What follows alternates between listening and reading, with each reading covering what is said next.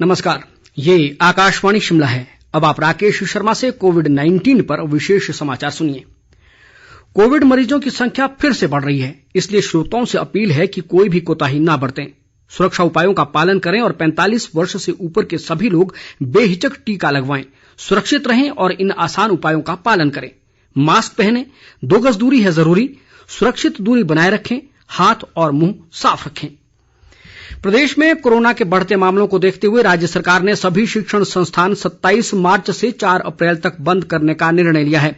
मुख्यमंत्री जयराम ठाकुर की अध्यक्षता में आज शिमला में हुई उच्च स्तरीय बैठक में ये निर्णय लिया गया। हालांकि जिन कक्षाओं की परीक्षाएं चल रही हैं वो जारी रहेंगी और अध्यापकों सहित महाविद्यालय व स्कूल का स्टाफ नियमित तौर पर शिक्षण संस्थानों में आएंगे। मुख्यमंत्री ने कहा कि जिन स्कूलों के पास आवासीय सुविधाएं हैं उन्हें अपने हॉस्टल बंद करने की जरूरत नहीं है, लेकिन आवासीय छात्रावासों में कोविड-19 महामारी से बचाव को लेकर जारी दिशा निर्देशों का सख्ती से पालन करना होगा। जयराम ठाकुर ने कहा कि प्रदेश सरकार द्वारा राज्य में कोई भी सामाजिक व सांस्कृतिक कार्यक्रम आयोजित नहीं किया जाएगा और बाहरी कार्यक्रमों में 200 और आंतरिक कार्यक्रमों में 50% तक लोग शामिल हो सकेंगे। मंदिरों के अंदर लंगर और धार्मिक आयोजनों पर प्रतिबंध रहेगा और केवल दर्शन की ही अनुमति होगी। उन्होंने कहा कि नर्सिंग और चिकित्सा संस्थान नियमित रूप से कार्य करते रहेंगे। मुख्यमंत्री ने कहा कि प्रदेश के सभी कार्यालयों में 3 अप्रैल का अवकाश रहेगा और होली का कोई भी सामाजिक आयोजन नहीं होगा। उन्होंने लोगों से घर पर रहकर परिवार के सदस्यों के साथ होली मनाने का आग्रह किया है। मुख्यमंत्री ने कहा कि सभी अग्रणी पंक्ति के कार्यकर्ताओं को कोविड की दूसरी खुराक लेने के लिए प्रेरित किया जाएगा।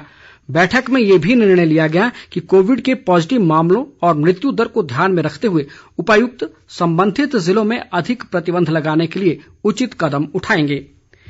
देश में कोविड-19 से स्वस्थ होने की दर 95.09% हो गई है। कोरोना संक्रमण से अब तक 1,12,64,637 लोग स्वस्थ हो चुके हैं। मौजूदा समय में देश में कोरोना के सक्रिय मरीजों की संख्या 4,21,066 है। देश में कोरोना संक्रमितों की कुल संख्या 1,18,46,652 तक पहुंच गई है। संक्रमण से अब तक देश भर में 1,60,949 लोगों की मौत हुई है। बीते 24 घंटों के दौरान देश में जहां 59,118 नए मामलों की पुष्टि हुई, वहीं 32,987 लोगों ने कोरोना संक्रमण को मात दी है।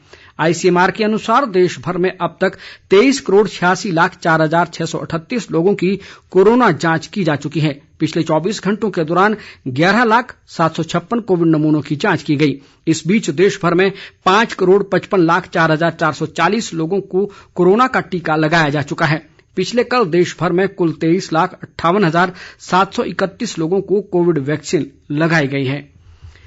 पूर्व मुख्यमंत्री प्रेम कुमार धूमल ने कोरोना महामारी की दूसरी लहर को रोकने के लिए लोगों से सरकार द्वारा जारी दिशा निर्देशों का पालन करने की अपील की है। हमीरपुर जिला में कल अपने आवास पर उनसे मिलने आए रोहडू भाजपा के एक प्रतिनिधिमंडल से बातचीत में उन्होंने कहा कि प्रधानमंत्री नरेंद्र मोदी के नेतृत्व में देश ने डटकर कोरोना के खिलाफ लड़ाई लड़ी है।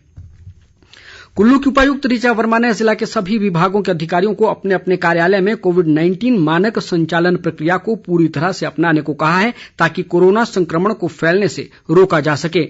उन्होंने कहा कि कार्यालयों में नो मास्क नो सर्विस को लागू किया जाए और बिना मास्क आने वाले लोगों को कार्यालय से संबंधित सेवाएं तब तक प्रदान न की जाएं जब तक वे मास्क का प्रयोग नहीं करते।